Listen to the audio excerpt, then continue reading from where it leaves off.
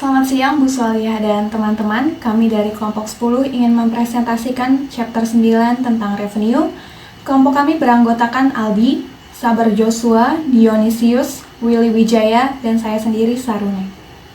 Di chapter 9 ini ada 5 pokok pembahasan yang akan kami bahas. Yang pertama, revenue define, revenue recognition, revenue measurement, challenge for standard setter, dan issues for auditors. Saya sendiri akan membahas tentang revenue define.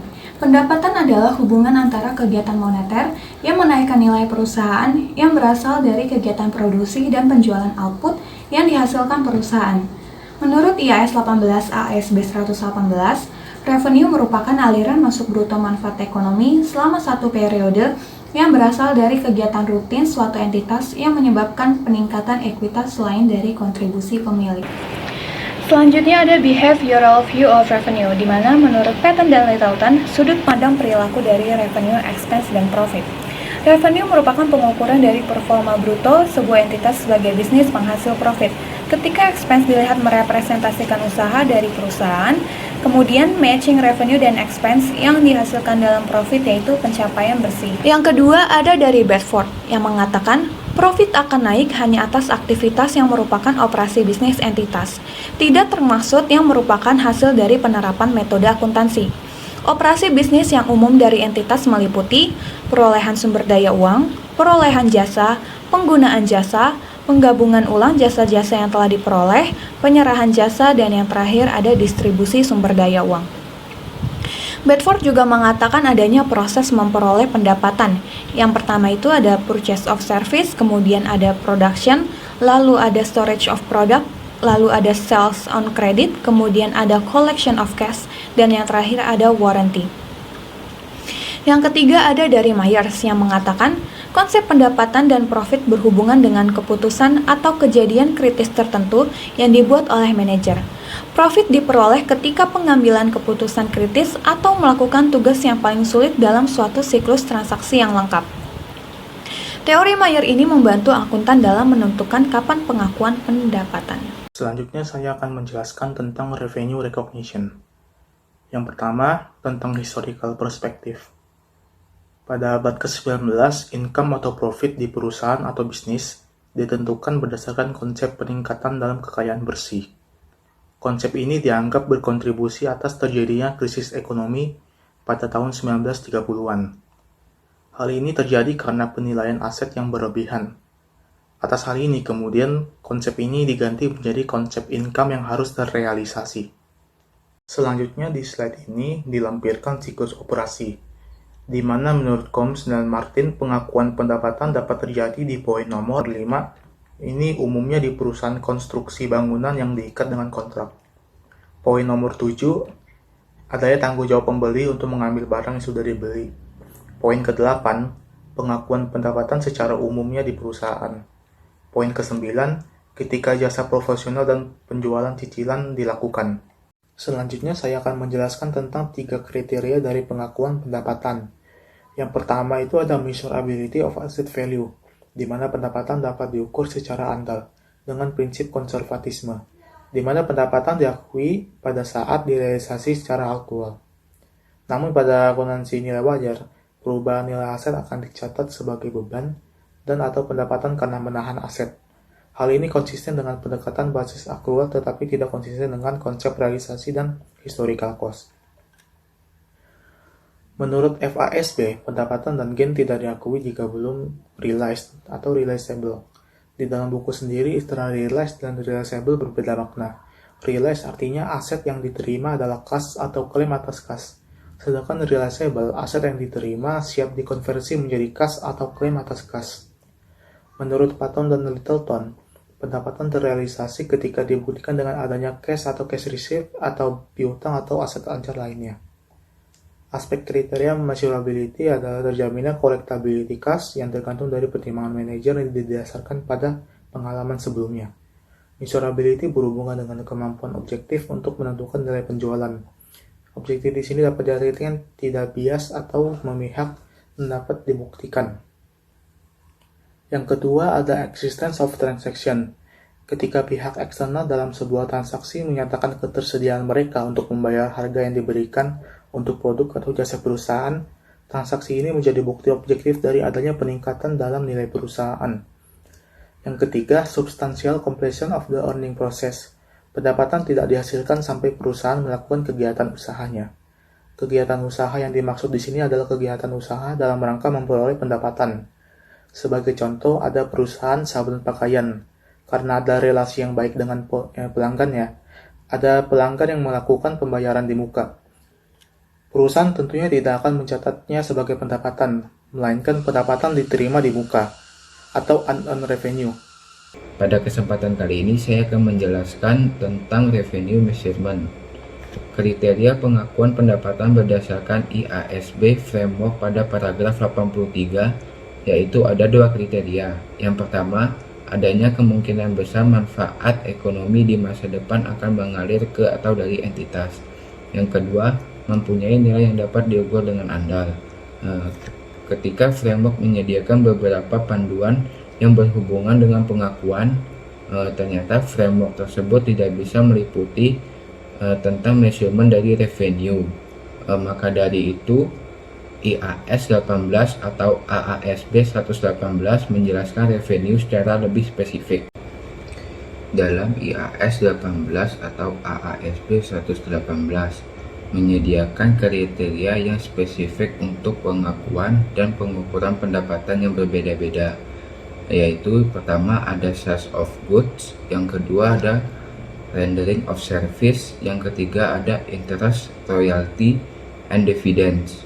Tipe pendapatan yang pertama yaitu ada sales of goods, yang secara perspektif teori, sales memiliki tiga kriteria pengukuran umum, yaitu measurability of asset value, yang kedua existence of transaction, yang ketiga substantial completion of the earning process. Sales of goods yang dimaksud dengan penjualan yaitu ketika produk telah diserahkan ke pembeli atau jasa telah diberikan. Ini lebih mengacu pada substansi ekonomi transaksi daripada aspek legal. Meskipun barang telah diserahkan ke pembeli, jika risiko signifikan kepemilikan barang masih ditahan penjual, maka hal ini tidak termasuk penjualan dan pendapatan tidak bisa diakui. Pendapatan atas penjualan barang harus diakui ketika kondisi-kondisi berikut ini terpenuhi. Pertama, entitas telah mengalihkan risiko dan manfaat signifikan atas kepemilikan barang. Yang kedua, entitas tidak menahan baik terus terlibat dalam kegiatan manajerial seperti pada tingkat kepemilikan yang biasa dan pengendalian yang efektif atas barang yang dijual tersebut. Yang ketiga, jumlah pendapatan dapat diukur secara andal. Yang keempat, adanya kemungkinan manfaat ekonomi terkait transaksi akan mengalir ke entitas. Yang kelima, biaya yang timbul terkait transaksi dapat diukur secara andal. Titik penjualan umumnya merupakan titik yang paling tepat untuk mengukur dan mencatat pendapatan karena kriteria pengakuan pendapatan tersebut terpenuhi. Titik penjualan adalah ketika produk dikirim atau layanan diberikan ataupun ketika hak berpindah ke pelanggan. Ascription to sales basis. Pendapatan dapat diakui selama masa produksi, yaitu berdasarkan metode percentage of completion. Hal ini dapat memenuhi kriteria pengakuan pendapatan, yaitu dengan diukur secara andal dan adanya transaksi, contohnya yaitu kontrak. Penentuan percentage of completion dapat dilakukan dengan cara yang pertama, proporsi biaya kontrak dibebankan pada pekerjaan yang dilakukan sampai periode tertentu dibandingkan dengan total estimasi biaya kontrak. Yang kedua, survei pada pekerjaan yang dilakukan.